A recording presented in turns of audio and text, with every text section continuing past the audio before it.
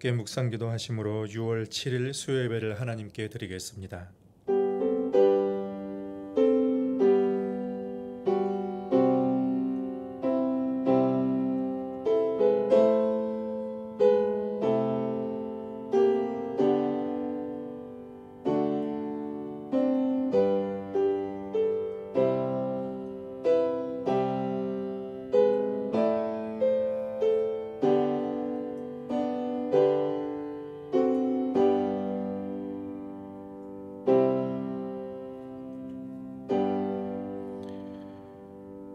죄에 빠져 하나님과 원수되었고 심판 가운데 있던 우리를 위하여 예수 그리스도를 보내주시고 그 예수 그리스도께서 친히 화목제물이 되어 주셔서 하나님과 우리와의 화목을 이루게 하여 주시고 모든 순간순간마다 영광스러운 그 주님의 은혜를 누리게 하여 주시니 감사드립니다. 이 시간에도 주의 사랑을 입은 백성들이 모여 한 마음과 한 뜻으로 하나님을 높여 부르오니 주님 영광 가운데 임재하여 주셔서 하나님으로 인한 그 만족과 기쁨이 그 감격이 우리 안에 넘쳐날 수 있도록 인도하여 주시옵시고 예배드리는 성도들의 마음과 저들의 삶 가운데 은혜의 담비가 충만히 적셔지게 하여 주옵소서. 예수님의 이름으로 기원하옵나이다. 아멘. 찬송가 주보에 잘못 나왔습니다. 242장 부르신 후에 지영래 권사님 기도 인도해 주시겠습니다.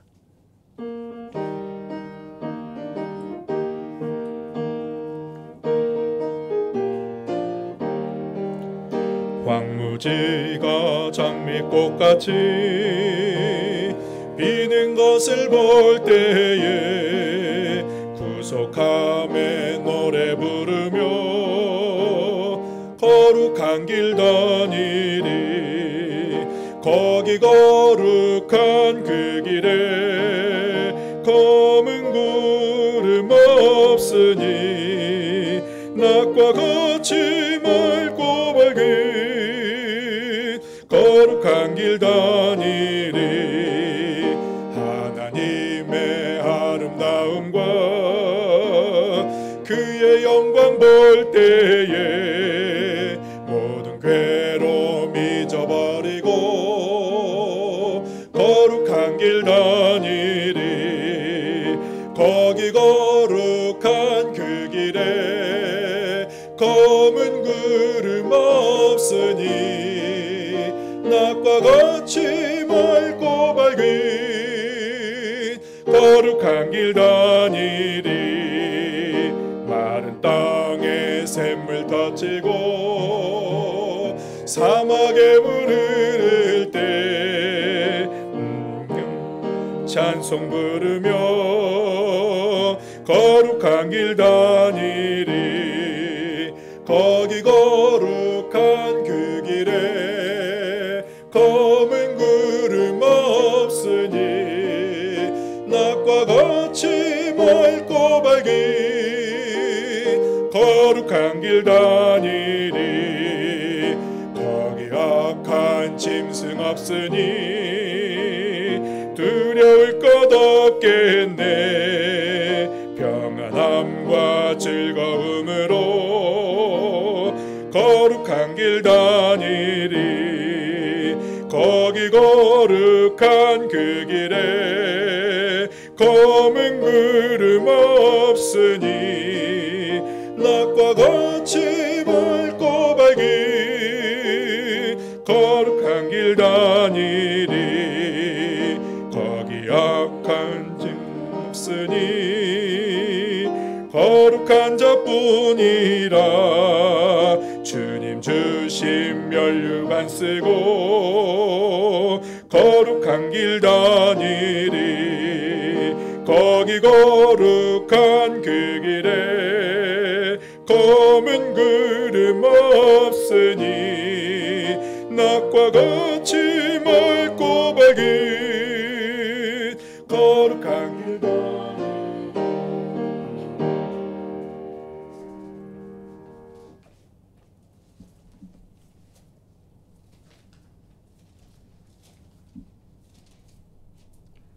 우리의 생을 인도하시는 지극히 자비로우신 하나님, 주 안에서 우리가 하나 되어 오늘도 수요 예배를 드리게 하시니 감사합니다.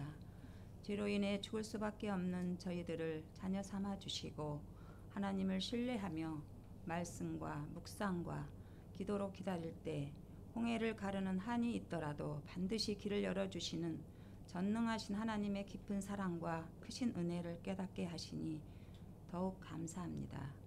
오늘도 우리의 공로 아무것도 없사오나 이 땅에 인간의 몸을 입고 오신 예수님의 전적인 순종과 자신을 내어주신 주님 바라보며 신앙이 자라나는 전인적 성장이 나타나게 하옵소서. 그리고 우리와 관계하는 수많은 사람들과 공동체에게 살리고 치유하여 생명을 불어넣는 복의 통로로 인도하여 주옵소서. 우리를 인도하시는 주님, 몸과 마음의 질병으로 아파하는 환우들에게 치유의 소망을 주시고 입시와 취업을 준비하는 이들에게 합격의 기쁨을 주옵소서. 경제적 어려움으로 고통하는 이들과 미래에 대한 불안으로 두려운 다음 세대와 장년들에게 소망을 주옵소서. 가족과 떨어져 지내는 이들을 공간을 넘어서는 함께함의 위로를 주시기를 간구합니다. 어려운 선교지와 선교사들과 함께 하셔서 도우시고 보호하시는 선하신 손을 경험하게 하옵소서. 분쟁 지역에 평화를 주시고 러시아에 침공당한 우크라이나 국민들의 안전을 지키시며 가족을 잃은 이들을 위로하시고 전쟁이 그치고 평화가 임하도록 강권적으로 역사하여 주옵소서. 주님, 대한민국 족당과 홍콩 땅을 국률이 여기사 정치인들이 하나님을 두려워하고 올바른 지혜로 경제적 어려움을 극복하는 구원의 역사가 임하게 하옵소서. 사랑이 풍성하신 주님, 더운 날씨에 자녀들의 건강을 지켜주시어 여름 성경학교가 무탈하게 잘 마치게 하시니 감사합니다. 다음 세대를 올바로 세우기 위해 노력하는 부교육자님과 선생님들께 지혜와 능력을 부어주시어 어린 자녀들의 마음에 새겨놓은 말씀이 무럭무럭 자라서 교회의 기둥으로 성장하게 하옵소서. 주님, 이번 주부터 2주에 걸쳐 아동부 여름 성경학교가 시작됩니다. 애쓰고 준비하는 전도사님과 선생님들, 참여하는 어린 심령들에게 나는 믿음의 사람이라는 귀한 말씀이 가슴 깊이 새겨져 그 말씀 기억하며 하나님의 자녀로 성장하게 하옵소서. 또한 주님, 이번 주 토요일 김성준 목사님과 이성훈 담임 목사님 그리고 성도들과 함께 필리핀에 세워진 길법교회 창립 20주년 기념 예배차 가십니다. 오가는 여정 속에 주님 동행해 주시고 그곳에 큰 위로와 하나님의 뜻을 전달하고 서로 창립 예배의 기쁨을 나누며 은혜로운 시간으로 잘 보내고 돌아올 수 있도록 인도하여 주시옵소서.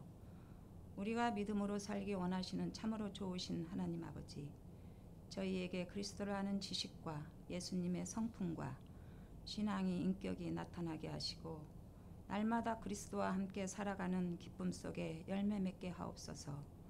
오늘도 말씀을 들고 단위에 서시는 이성훈 목사님을 통해 저희에게 들려주시는 하나님의 거룩하신 말씀이 우리들 신앙의 푯대가 되어 꼽힐 수 있도록 우리의 믿음의 텃밭을 깨끗하게 하고 순결하게 변화시켜 주옵소서.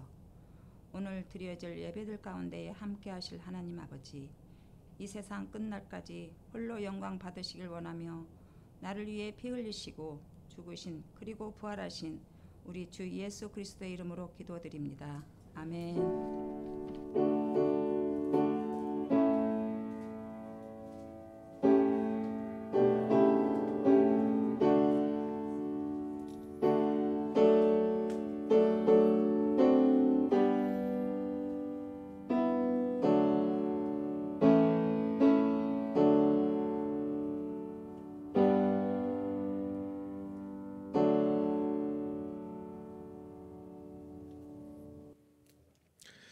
함께 보실 말씀은 레위기 3장 1절에서 17절까지의 말씀입니다. 제가 가진 성경 구약 148면입니다.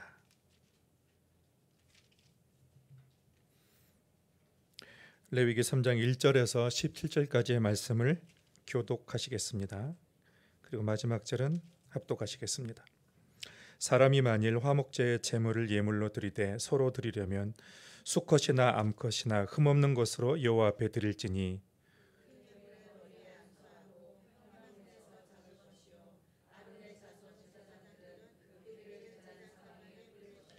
그는 또 그 화목제의 제물 중에서 여호와께 화제를 드릴지니 곧 내장에 덮인 기름과 내장에 붙은 모든 기름과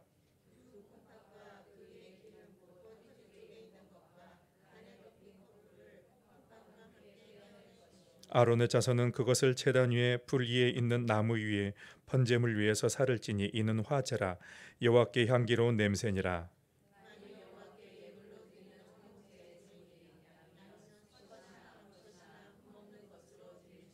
만일 그의 예물로 드리는 것이 어린 양이면 그것을 여호와 앞으로 끌어다가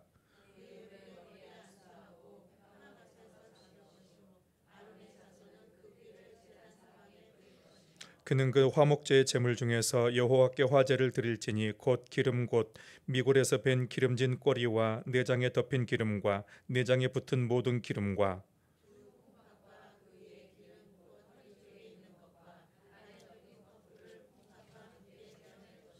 제사장은 그것을 제단 위에서 불사를 찌니 이는 화제로 여호와께 드리는 음식이니라. 그것의 머리에 안수하고 회막 앞에서 잡을 것이요 아론의 자손은 그 피를 제단 사방에 뿌릴 것이며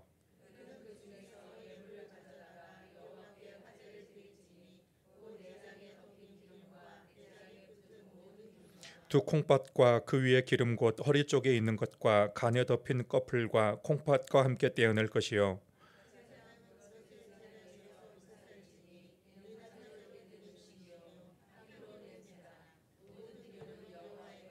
같이 읽습니다. 너희는 기름과 피를 먹지 말라. 이는 너희의 모든 처소에서 너희 대대로 지킬 영원한 규례니라. 아멘. 2주 전부터 구약의 5대 제사에 대해서 함께 말씀을 나누고 있습니다. 지금은 우리가 구약의 제사를, 희생 제사를 드리지 않지만 그럼에도 불구하고 우리가 그 구약의 5대 제사를 알아야 되는 이유는 그 제사를 통해서 오늘날 예배의 의미와 정신을 더 풍성하게 알고 그래서 온전한 예배를 더 드릴 수 있기 때문에 우리가 구약의 5대 제사에 대해서도 알 필요가 있습니다. 지난주에 말씀을 드렸지만 우리가 반드시 예배를 드릴 때에 예배자는 두 가지를 늘 기억해야 됩니다. 먼저는 우리가 예배 드릴 때에 하나님의 은혜의 요소가 있다는 것을 기억할 필요가 있습니다. 하나님이 과거에 베푸신 은혜, 또 성경에서 행하신 그런 과거의 역사들, 그 은혜들을 기억하고 그것으로 끝나는 것이 아니라 오늘 예배의 현장에서 그 살아계신 하나님이 부어주시는 새로운 은혜를 누리는 것입니다. 그리고 예배는 은혜를 누리는 것으로 끝나지 않고 인간의 반응이 있어야 되는 것이죠. 그래서 예배는 내가 은혜 받고 끝나는 것이 아니에요. 자기 만족을 위해서 드리는 예배는 온전한 예배라고 할 수가 없습니다. 예배는 내 만족을 위해서 드리는 것이 아니라 하나님을 영화롭게 하기 위해서 예배를 드리는 것이죠. 그래서 하나님의 은혜를 우리가 기억하면서 하나님의 은혜에 대한 반응으로 찬양과 기도와 감사와 또 헌금과 순종의 삶으로 우리가 반응할 때에 그것이 참된 예배다라고 할 수가 있습니다. 그래서 우리는 늘 기억해야 돼요. 예배 이 두 가지 요소를 늘 기억해야 되는 것입니다. 우리는 이 두 가지를 기억하면서 오늘 화목제물에 대해서 함께 말씀을 나누도록 하겠습니다. 화목제는 번제와 소제 다음으로 나옵니다. 이 화목제의 제물도 똑같이 그 제물을 태워서 향기로운 냄새로 하나님께 올려드립니다. 번제와 소제는 아침 저녁으로 날마다 드렸습니다. 그런데 화목제는 의무제는 아니에요. 자원제입니다. 그래서 본인이 하나님께 드리고 싶을 때 드리는 것, 그것이 화목제라고 할 수가 있습니다. 화목제는 앞에 두 제물과 달리 그 두 제사와 달리 제물을 먹는 것이 허용이 됐어요. 번제는 다 태웠죠. 가죽에는 다 태웠습니다. 소제는 기념물이 될 만한 것들은 태우고 나머지는 제사장의 몫이 되었습니다.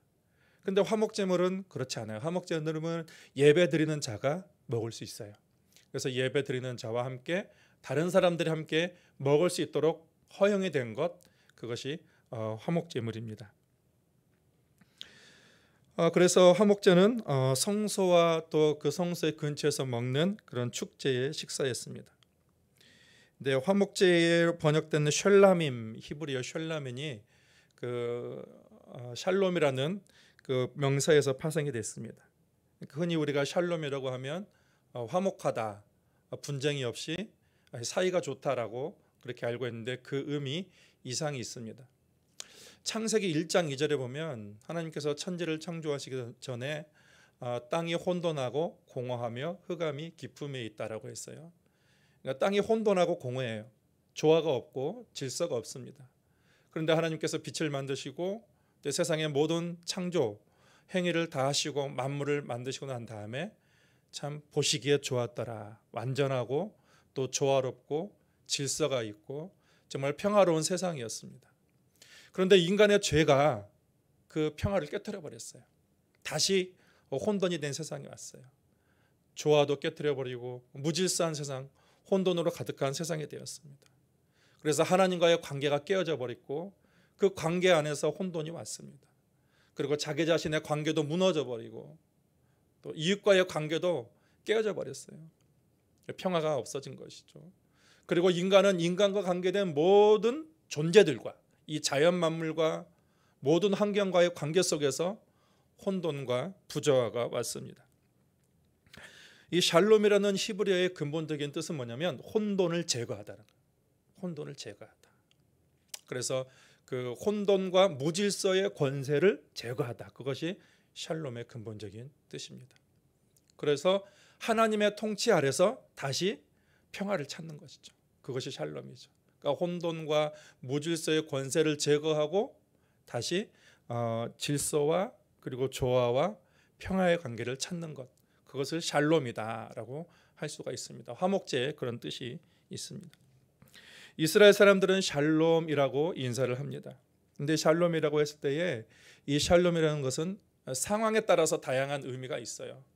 먼저는 하나님과 평화하기를 바랍니다라는 의미가 있습니다. 그리고 다른 사람과 분쟁이 없이 다른 사람과 화평하기를 바랍니다라는 의미가 있습니다. 근데 이 그 샬롬에는 그 부메랑의 원리가 있습니다. 그러니까 내가 다른 사람을 샬롬하고 축복하면 그 축복이 나에게 돌아오는 거예요. 내가 다른 사람에 대해서 상처 주고 악한 말을 하게 되면, 저주를 하게 되면 그것이 나에게 돌아오는 부메랑의 원리가 있다는 것입니다. 일용할 양식이 우리가 주어지길 원할 때에, 물질의 필요를 채워지기 원할 때에 우리는 또 샬롬이다, 그렇게 샬롬이라고 인사를 합니다. 병에 걸린 사람에게, 육체의 질병에 걸린 사람에게 고통당할 때 샬롬, 다양한 그런 상황에서 이 샬롬이 쓰여집니다. 그러니까 사업을 하는 사람에게 샬롬하는 것은 뭐겠어요? 사업이 잘 되는 것이라고 할 수가 있습니다. 공부하는 학생에게 샬롬 그러면 어떤 의미가 되겠습니까? 공부 잘해서 원하는 성적 거두어라라는 그런 의미라고 할 수도 있을 것입니다. 그러니까 이것들을 정리하면 하나님과의 평안, 그리고 제사장과의 평안, 그리고 이웃과의 평화, 또 나의 육체의 평화, 그리고 정신적인 평화, 물질적인 평화, 이 모든 것이 다 샬롬이라는 그런 단어 안에 들어있다라고 할 수가 있습니다. 샬롬이 참 위대한 단어라고 할 수가 있어요. 화목제는 목적에 따라서 세 가지로 나누어집니다. 그러니까 레위기 3장에는 보면 화목제를 드리는 방법이 나와 있거든요. 그런데 레위기 7장에 보면 그 화목제의 종류에 대해서 레위기 7장에 또 나와 있어요. 레위기 7장에 보면은 먼저는 뭐가 나와 있냐면 감사제가 있어요. 그러니까 감사해서 드리는 거예요. 감사해서. 그러니까 의무는 아니에요. 감사해서, 그러니까 하나님이 뭐 환난에서 건져주시거나 또 뭔 어려움에서 건져주시거나 아니면 내 일생이 너무 감사해서, 그 일상이 감사해서 하나님께 드리는 감사이죠. 그리고 또 서원제가 있습니다. 이 서원제는 내가 어떤 고통을 당할 때에, 또 어떤 일을 할 때에 이 일을 잘해 주시면 내가 하나님께 서원하겠습니다. 야곱이 그렇죠. 내가 이 길을 평안히 돌아오게 되면 내가 이 베델이라는 것을 하나님의 집이 될 것이요, 내가 10의 1조를 하나님께 드리겠습니다라고 서원을 했죠. 조건을 내걸고 서원을 했습니다. 그 나실에는 서원도 있습니다. 그리고 자원제가 있습니다. 이 자원제는 낙헌제라고도 합니다. 그래서 하나님의 호의에 자발적으로 즐거이 드리는 것이라고 할 수가 있습니다. 그래서 화목제는 감사해서 드리는 거예요. 하나님이 우리에게 주신 은혜에 감사해서, 그래서 의무적으로 드리는 것이 아니라 기쁨으로 자원해서 드리는 제사라고 할 수가 있습니다. 화목제도 피를 뿌리는 의식이 있었지만 속죄가 주된 목적은 아니라고 할 수가 있습니다. 화목제의 제물입니다. 그렇다면 화목제의 제물은 어떤 것이 드려졌을까? 번제처럼 소나 양이나 염소로 제물이 드려져야 했습니다. 그런데 번제는 흠없는 수컷만 드렸잖아요. 그런데 화목제는 암컷도 드렸습니다. 수컷과 암컷을 다 드렸어요. 감사함으로 드리기 때문입니다. 그런데 새는 드려지지 않았습니다. 가난한 사람들이 이렇게 새를 드렸는데 새는 드려지지 않았습니다. 3장 1절에 보면 같이 한번 읽어볼까요? 사람이 만일 화목제의 제물을 예물로 드리되 서로 드리려면 수컷이나 암컷이나 흠없는 것으로 여호와 앞에 드릴지니. 화목제물은 감사로 드리기 때문에 수컷 암컷 가리지 않습니다. 근데 대신 흠없는 것으로 드려야 되는 거죠. 감사를 하는 데에 무성의하게 그냥 아무거나 드리면 안 되겠죠. 최선의 것을 드리는 거죠. 한 농부가 시골에서 살고 있었는데 그 농부가 키우는 소 한 마리가 쌍둥이 소를 낳았습니다. 그래서 너무 감격해가지고 여보 하나님의 은혜다. 쌍둥이를 낳았다. 이 중에 하나를 우리가 여호와께 드리자. 아내도 동의했습니다. 그런데 어느 게 여호와께 것인가요? 차차 알게 될 것이라고. 그런데 며칠 후에 그 중에 한 마리가 죽어버렸습니다. 여보 안타까워서 어떡하나. 송아지 한 마리가 죽었어. 하나님의 것이 죽었네. 그랬다는 것이죠. 인간의 속마음을 잘 보여주는 것입니다. 화목제로 소를 드렸습니다. 최선의 것으로 드린 것입니다. 6절에 보면은 만일 여호와께 예물로 드리는 화목제의 제물이 양이면 수컷이나 암컷이나 흠 없는 것으로 드릴지며.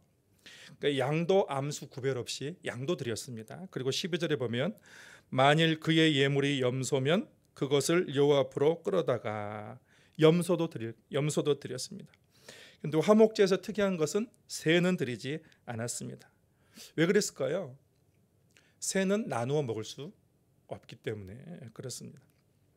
다음으로 화목제를 드리는 절차는 비슷합니다. 그러니까 암수에 관계없이 흠없는 가축을 회막문 앞으로 가져옵니다. 그리고 그 예배자는 자기가 가져온 그 가축에 안수를 하게 되는 것이죠. 2절과 8절과 13절에 나오는데 2절을 대표적으로 제가 읽어드리겠습니다. 그 예물의 머리에 안수하고 회막문에서 잡을 것이요 아론의 자손 제사장들은 그 피를 제단 사방에 뿌릴 것이며. 안수하는 것은 제물과 자신을 동일시하는 그런 상징적인 표현입니다. 이때 화목제물일 때 안수를 한 것은 아마도 감사의 내용, 그러니까 다른 것은 자신의 죄를 전가를 했지만 감사의 내용, 물론 그것도 포함되어 있겠죠. 그것도 포함되어 있을 것이고 동시에 감사하는 내용, 내가 하나님께서 건강을 주셔서 감사합니다. 하나님께서 우리 가족에 평안을 주셔서 감사합니다. 우리나라를 잘 지켜주셔서 감사합니다. 그렇게 이제 감사하는 내용을 아마도 안수하면서 고백하며 드렸을 것이라고 생각이 듭니다. 그래서 이제 그 제물을 잡고 제사장은 그 제물의 피를 제단 사면에 뿌립니다. 그리고 그 제물의 가죽을 벗기고 토막을 내죠. 그리고 제물 전체를 태우지 않았어요. 번제는 제물 전체를 태웠지만 화목제는 기름을 태웠어요. 내장을 덮고 있는 기름과 그리고 콩팥과 그 콩팥을 덮고 있는 그 기름들과 또 간을 덮고 있는 꺼풀과 간에 있는 그런 기름들, 그 기름들을 다 태웠습니다. 3절에서 5절을 읽어드리겠습니다. 그는 또 화목제의 제물 중에서 여호와께 화제로 드릴지니 곧 내장에 덮인 기름과 내장에 붙은 모든 기름과 두 콩팥과 그 위에 기름 곧 허리 쪽에 있는 간과 간에 덮인 꺼풀을 콩팥과 함께 떼어낼 것이요 아론의 자손은 그것을 번제단 불 위에 있는 나무 위에 번제물 위에서 살을지니 이는 화제라 여호와께 향기로운 냄새니라. 전체를 다 드리지 않아요. 화목제물은. 그래서 기름을 다 떼어내는 거죠. 내장의 기름과 그리고 콩팥도 그리고 간의 꺼풀 다 이게 기름. 그래서 화목제물은 기름을 태워드리는 거예요. 콩팥과 기름과 간의 꺼풀과 모든 기름을 태워서 드립니다. 그래서 이제 제사장이 이것을 다 제단 위에서 태워서 올려드리면 그것이 여호와께 향기로운 냄새라. 여호와께서 기뻐하시는 그런 제사가 된다는 것입니다. 그런데 레위기 3장에 말고 이제 7장에 보면 추가적인 규례가 나와요. 7장 12절에서 14절을 보시면 만일 그것을 감사함으로 드리려면 기름 섞인 무교봉도 화목제로 기름 바른 무교전병, 그러니까 소제와 함께 드리는 거죠. 고운 가루에 기름 섞어 구운 과자를 그 감사제물과 함께 드리고 또 여기는 유교병이 포함됩니다. 유교병은 다른 제사에서 유교병이 안 되거든요. 여기는 유교병을 화목제의 감사제물과 함께 그 예물로 드리되 그 전체의 예물 중에서 하나씩 여호와께 거제로 드리고 그것을 화목제에 피를 뿌린 제사장들에게로 돌릴지니라. 무교병과 무교전병, 구운 과자, 또 유교병 누룩을 넣은 빵도 화목제의 감사로 드렸습니다. 그래서 그런 전체 예물 중에서 또 하나씩을 또 제사장들에게 올려줬습니다. 7장 34절에 보면 흔든 가슴, 요제로 흔든 가슴과 또 거제로 들어올린 오른쪽 뒷다리는 제사장의 것으로 돌렸습니다. 제사장이 받을 영원한 소득이라고 했습니다. 레위 자손들은 또 제사장들은 기업의 땅을 받지 못했습니다. 그래서 그 백성들이 제물로 바친 것으로 이제 소득을 삼고 또 생계를 유지해 나갈 수가 있었던 것입니다. 화목제물의 특징은 뭐냐면 기름을 태운다는 거죠. 기름만을 태운다는 것입니다. 기름은 안 먹잖아요, 사람이. 근데 화목제물은 이게 이제 같이 먹는 거예요. 나눠 먹는 것을 얘기하는 것입니다. 그래서 기름 외에는 다 나누는 거예요. 나누어서 먹는 거예요. 그러니까 소 한 마리 잡아가지고 하루 만에 다 이렇게 먹는 것입니다. 그러니까 엄청난 잔치, 큰 잔치가 벌어지는 것이다. 그렇게 할 수가 있습니다. 신명기 12장에 보면 하나님이 이스라엘 백성들이 가나안 땅에 이제 평안히 거주하실 때에 하나님이 여호와께서 명령하신 그 성전으로 백성들이 와서 그곳에서 번제와 그리고 희생과 11조와 거제와 화목제, 서원제를 가져가라고 했습니다. 가지고 가서 어떻게 하는가? 신명기 12장 12절 우리 같이 한번 읽겠습니다. 너희와 너희의 자녀와 노비와 함께 너희의 하나님 여호와 앞에서 즐거워할 것이요 내 성중에 있는 레위인과도 그리야 할지니 레위인은 너희 중에 분깃이나 기업이 없음이니라. 자기뿐만 아니라 누구예요?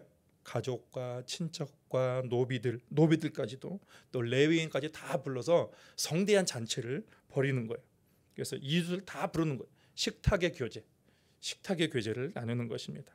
그러니까 은혜를 받았어요. 감사를 하고 싶은데 이 감사를 나만 누리는 것이 아니라 다른 사람과 함께 그 은혜를 누리게 되는 것입니다. 그래서 그 은혜가 더 커지고 그것이 축제가 되는 것입니다. 여기서 우리가 알 수 있는 그 예배의 의미는 교제도 포함된다. 교제와 나눔도 예배다라는 것입니다. 그리스도의 사랑과 은혜를 나누는 것이죠. 여기서 화목제물은 예수 그리스도를 예표합니다. 그래서 예수 그리스도께서 당신의 살을 찢기고 또 피를 내어주심으로 인해서 화목제물이 되어주셨습니다. 주님이 십자가에 달려 돌아가시기 전날 성만찬을 하시면서 제자들에게 떡을 나눠주면서 받아 먹으라. 이것은 너희를 위한 나의 몸이라 라고 했어요. 이 무교병 그리고 유교병도 화목제물에 속합니다. 그러니까 예수님께서 나는 생명의 떡이니라 하면서 그 생명의 떡 자신의 목숨을 사람들에게 이렇게 나누어 준 거죠. 나누어 주면서 화목을 이루신 것이죠. 그 은혜를 나누어 준 것, 생명을 나누어 준 그런 예수님의 모습이라고 볼 수가 있습니다. 그래서 화목을 이루신 것입니다. 하나님의 은혜를 나눈 데는 차별이 없다라는 것입니다. 가족도 이웃도 심지어는 노비도 제사장도 다 나눔의 대상이 되었어요. 축제를 나누는 거죠. 축가하면서 축벽을 나누는 것입니다. 그래서 이러한 나눔의 교제가 향기롭다. 향기로운 제사가 된다. 하나님께서 그것을 기뻐하신다는 것이죠. 교회의 5대 기능이 있죠. 예배, 교육, 그리고 선교, 전도, 그리고 봉사, 그리고 교제, 섬김과 교제가 있죠. 교제가 교회의 5대 기능의 하나로 포함이 되는 것입니다. 그래서 성도의 교제는 세상적인 교제가 아니에요. 그리스도의 은혜 안에서 은혜를 나누고 사랑을 나누는 교제라고 할 수가 있습니다. 그래서 내게 은혜 주신 것을 감사하며 나만 누리는 것이 아니라 나만 감사하는 것이 아니라 다른 사람과 함께 감사할 때에 그 기쁨이 더욱더 배가 되고 은혜가 더욱더 커지게 되는 것입니다. 그래서 말씀의 나눔이 있고 은혜의 나눔이 있고 또 사랑의 나눔이 있습니다. 그리스도 안에서 위로와 격려와 또 용기를 서로 북돋아 주게 되는 것입니다. 제가 구역장 모임에서 한번 말씀을 드린 적이 있는데 구역장님들만 아마 말씀을 드린 적이 있습니다. 어느 교회는 예배 시간이 15분에서 20분이 교제 시간이라고 그래요. 이게 15분에서 20분까지 어떻게 교제가 가능할까? 예배 시간에 뭐 할까요? 15분 동안 20분 동안 예배 시간에 뭐 할까요? 교제를 하는데 아마도 뭐 축하할 분들 뭐 축하하겠죠. 새로 오신 분들 뭐 축복도 해주고 또 뭐 생일 맞은 분들 축하를 해주고 또 뭐 결혼한 사람들 뭐 축하도 해주고 또 뭐 위로하고 격려하는 시간도 있겠죠. 뭐 가족 중에 누가 뭐 별세하시거나 또 질병으로 고생하는 분이거나 그런 분들을 위해서 기도하는 시간도 뭐 있을 것이고 또 어느 교회 보니까는 모든 교회들이 예배 시간에 돌아다니면서 하이파이브를 하는 거예요. 그냥 축제 막 기쁨의 찬양을 부르면서 모든 교원들이 이렇게 돌아다니면서 예배 시간에 하이파이브를 하고 허그를 하는 그런 교회도 있더라고요. 그러면 그렇게만 한 5분 이상은 들 것 같습니다. 근데 20분 동안 뭐 할지 저는 모르겠어요. 우리 교회도 한번 그렇게 해볼까요? 저는 쑥스러워서 못하겠더라고요. 그런 게 있어요. 근데 그렇게 하면서 부흥이 됐대요, 교회가. 그러니까 성도의 교제와 나눔을 특화시킨 예배다. 교제와 나눔을 특화시킨 예배라고 할 수가 있습니다. 그래서 이것을 하나님께서 향기로운 제사로 받으시는 거예요. 함께 사랑의 교제를 나누는 것, 그것이 예배로 받으신다는 것입니다. 거기는 차별이 없어요. 직분의 차별이 없고 또 지역의 차별이나 성별이나 신분의 차별이 없고 모든 사람이 함께 즐거워하는 거죠. 함께 나누는 것이죠. 근데 화목제에는 주의사항이 있습니다. 주의사항 7장 15절부터 보니까 감사함으로 드리는 화목제물의 고기는 그날에 먹으라라는 거예요. 다음날 아침까지 남겨두지 말라. 그날에 먹. 만약에 다음날 아침까지 남겨두면 그 제사는 무효가 됩니다.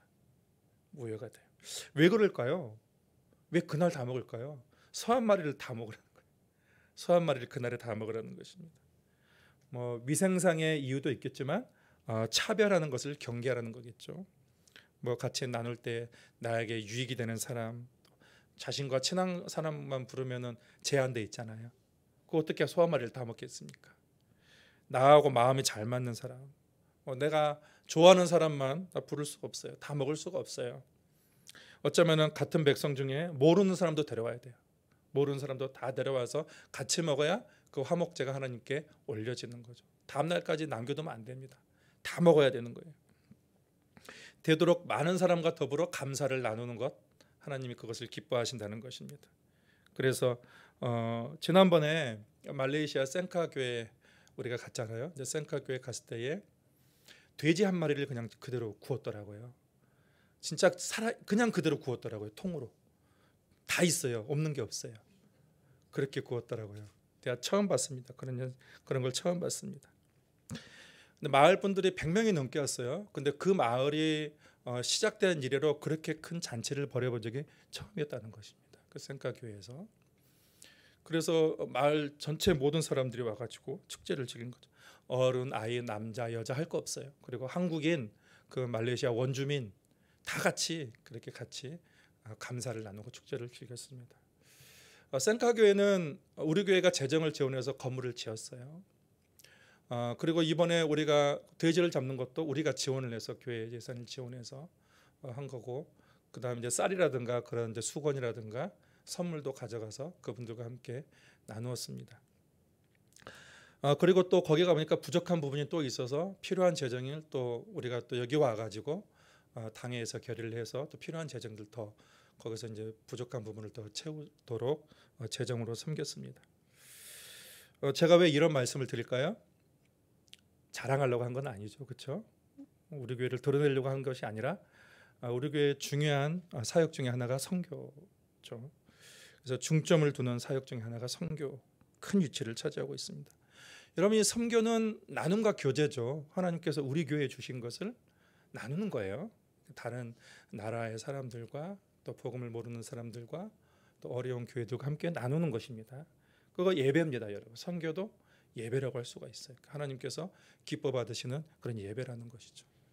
그래서 참 우리 교회가 그런 참 귀한 것 같아요. 김성준 목사님한테 제가 청빙 설교하러 왔을 때 김성준 목사님께 들은 것이 있습니다. 이상하게 선교를 하면 할수록 부족한 적이 없었다. 선교비를 더 누릴수록 오히려 하나님이 더 채워주셨다. 그런 고백을 제가 김성준 목사님한테 들은 적이 있습니다. 우리 교회는 참 이렇게 선교에 대해서 관심이 많고, 이제 이번 주에도 이제 그 필리핀의 마닐레 길복교회 우리가 가게 되는데 그것을 위해서도 여러분 기도해 주시길 바랍니다. 그것도 하나의 예배라고 할 수가 있습니다. 그래서 이런 선교적인 그런 사명을 우리 교인들이 함께 비전을 공유하고 교인들이 함께 거기에 대해서 또 물질로 또 몸으로 헌신으로 그렇게 한다는 것, 하나님이 기뻐 받으시는 산 제사다, 예배다라고 할 수가 있습니다. 근데 또 하나 주의할 점이 있어요. 고기는 깨끗한 사람이만 먹어야 되는 거예요. 깨끗한 사람이 먹는 것입니다.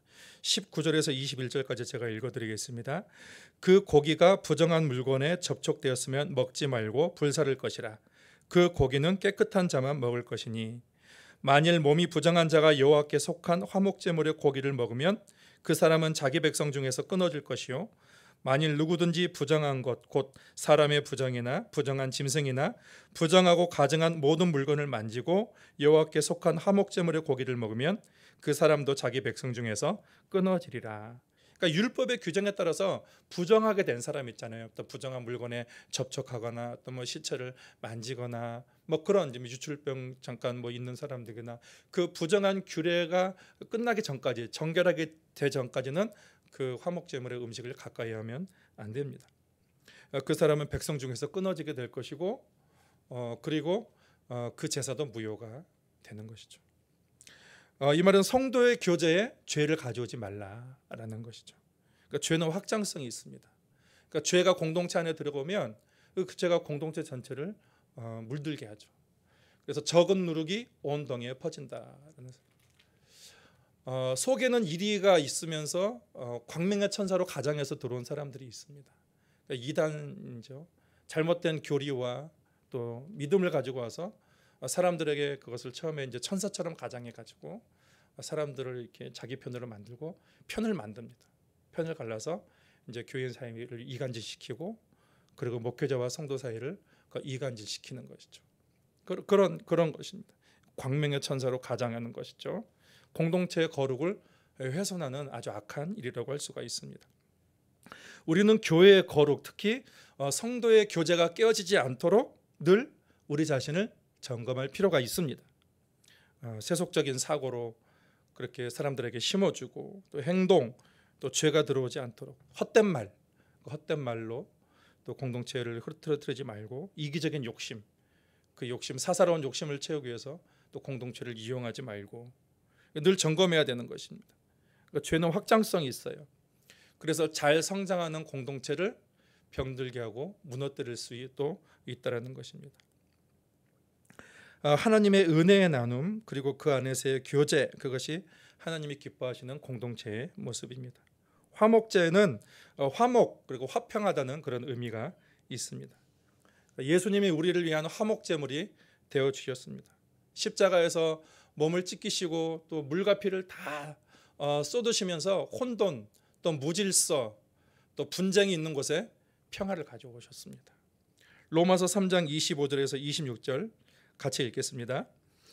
이 예수를 하나님이 그의 피로써 믿음으로 말미암는 화목제물로 세우셨으니 이는 하나님께서 길이 참으시는 중에 전에 지은 죄를 간과하심으로 자기의 의로우심을 나타내려 하심이니 곧 이때에 자기의 의로우심을 나타내사 자기도 의로우시며 또한 예수 믿는 자를 의롭다 하려 하심이라. 예수님이 화목제물로 되시면서 우리를 의인으로 만드셨어요. 그래서 우리가 담대하게 하나님 앞에 나아갈 수 있게 하셨다는 것입니다. 의롭다 하셨습니다. 또 요한일서 4장 10절 말씀, 4장 10절부터 12절까지의 말씀 우리 마지막으로 같이 읽겠습니다. 사랑은 여기 있으니 우리가 하나님을 사랑하는 것이 아니요 하나님이 우리를 사랑하사 우리 죄를 속하기 위하여 화목제물로 그 아들을 보내셨습니다. 사랑하는 자들아 하나님이 이같이 우리를 사랑하셨은즉 우리도 서로 사랑하는 것이 마땅하도다. 어느 때나 하나님을 본 사람이 없으되 만일 우리가 서로 사랑하면 하나님이 우리 안에 거하시고 그의 사랑이 우리 안에 온전히 이루어지느니라. 하나님은 화목제물이 되신 예수님을 통하여서 진정한 사랑이 뭔지 보여주셨습니다. 우리가 하나님을 사랑하는 것이 아니요 아무런 자격 없는 우리를 하나님이 사랑하셨습니다. 그래서 우리가 지은 죄를 심판으로 갚지 아니하고 친히 제물이 되어 주셔서 우리를 의롭다 하시고 화목을 우리 가운데 주셨습니다. 샬롬을 주신 거죠. 그러니까 우리는 놀라운 사랑을 입었습니다. 여러분 그 사랑을 입으셨습니까? 그럼 이제 우리는 어떻게 갚아야 될까요? 이제 반응을 해야 되죠. 10절이죠. 사랑하는 자들아 하나님이 이같이 우리를 사랑하셨은즉 우리도 서로 사랑하는 것이 마땅하니라. 사랑을 입은 사람만이 사랑을 압니다. 사랑을 입어보지 못한 사람은 사랑을 몰라요. 그런데 여러분, 나는 부모로부터 사랑을 받지 못했을지라도 나는 다른 사람에게 사랑을 받지 못했을지라도 아무 염려할 필요가 없어요. 하나님은 가장 완벽한 사랑을 우리에게 보여주셨어요. 그래서 우리는 하나님의 사랑을 받았기 때문에 그 사랑을 받은 사람은 당연히 그 사랑을 아는 사람은 사랑으로 삶으로 나타나게 되어 있는 것이죠. 사람들은 하나님이 어디 있는지 알지 못합니다. 그러나 예수님께서 말씀하셨습니다. 너희가 서로 사랑하면 그 사랑을 통하여서 너희가 내 제자인 줄 알리라. 그 사랑하는 모습을 통해서 사람들이 하나님의 살아계심을 본다라고 했습니다. 하나님은 사랑하는 자를 기뻐하시고 또 그 사랑한 자를 통하여 영광을 받으십니다. 그래서 하나님은 천국 백성의 삶이 무엇인지 화목제를 통해서 보여주고 계시는 것이죠. 우리는 화목하게 하는 능력이 없습니다. 그런데 하나님께서 화목하게 하는 능력을 우리에게 주셨습니다. 그래서 우리는 그 화목을 이루며 살 수가 있습니다. 고린도전서 5장 18절 마지막으로 제가 읽어드리겠습니다. 모든 것이 하나님께로 났으며 그가 그리스도로 말미암아 우리를 자기와 화목하게 하시고 또 우리에게 화목하게 하는 직분을 주셨으니, 화목하게 하는 직분을 주셨습니다. 여러분, 우리가 가는 곳마다 분쟁과 갈등과 혼돈이 떠나가고 화목하게 하는 일이 일어나기를 주님의 이름으로 축복합니다. 먼저 영혼을 구원하고, 그래서 사람들과 하나님과의 화목하게 하고, 또 우리 공동체 안에서 분쟁이 있는 곳에 우리가 사랑으로 또 소금으로 녹여져서 화목을 이루고, 또 자연과 우리 환경 만나는 모든 사람들 잘 관리하셔서 만물을 화목하게 하는 일을 해야 하는 것입니다. 하나님이 먼저 우리에게 그렇게 하셨기 때문에 우리는 화목하게 하는 직책으로 하나님께 반응하며 사는 것입니다. 기도하시겠습니다. 하나님 아버지, 화목제를 통하여서 하나님 혼돈과 또 분쟁과 평화가 없는 곳에 하나님께서 샬롬으로 그리스도께서 친히 십자가에서 희생제물이 되시고 화목제물이 되어 주심으로 인하여 우리에게 화평을 허락하여 주시니 감사합니다. 하나님께서 화평을 주심으로 인하여서 우리가 하나님과 아버지 하나님 화목한 관계가 되었습니다. 하나님께서 화목제를 되어 주심으로 인하여서 우리가 이웃과 또 평안을 누리는 관계가 되었습니다. 하나님 아버지, 그런 주님께서 우리에게 먼저 화목제물이 되었듯이 우리도 우리의 삶에 화목제물이 되어서 어디 가든 간에 우리가 가는 곳마다 참으로 혼돈이 떠나가게 해주시고 죄악이 떠나가게 해주시고 성도의 아름다운 사랑의 교제와 은혜와 그 나눔이 있는 우리의 삶이 되도록 주께서 인도하여 주시옵소서. 예수님의 이름으로 기도하옵나이다. 아멘. 찬송가 508장 부르시겠습니다.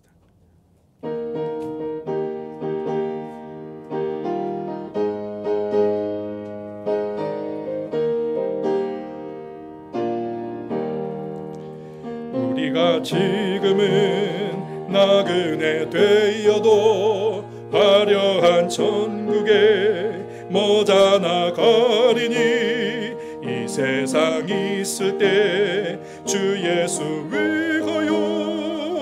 위하여까지 힘써 일하세. 주 내게 부탁하시니 천사도 흠모하겠네. 화목해 하라신 구주의 말씀을 온 세상 널리 전하세. 주 예수 말씀이 온 세상 만민들 화려한 죄에서 떠나라 하시니 이 말씀 듣고서 새 생명 얻으라. 이 기쁜 소식 전하세. 주 내게 부탁하시니 천사도 흠모하겠네. 화목해 하라신 구주의 말씀을 온 세상 널리 전하세. 영생의 복락과 전국에 갈 길을 만 백성 알도록 나가서 전하세. 주 예수 말씀이 이 복음 전하라 우리에게 부탁하셨네. 주 내게 부탁하시니 천사도 흠모하겠네. 화목해 하라신 구주의 말씀을 온 세상 널리 전하세.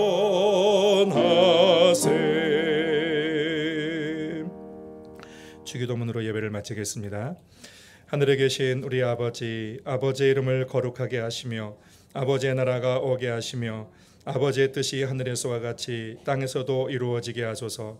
오늘 우리에게 일용할 양식을 주시고 우리가 우리에게 잘못한 사람을 용서하여 준 것 같이 우리 죄를 용서하여 주시고 우리를 시험에 빠지지 않게 하시고 악에서 구하소서. 나라와 권능과 영광이 영원히 아버지의 것입니다. 아멘.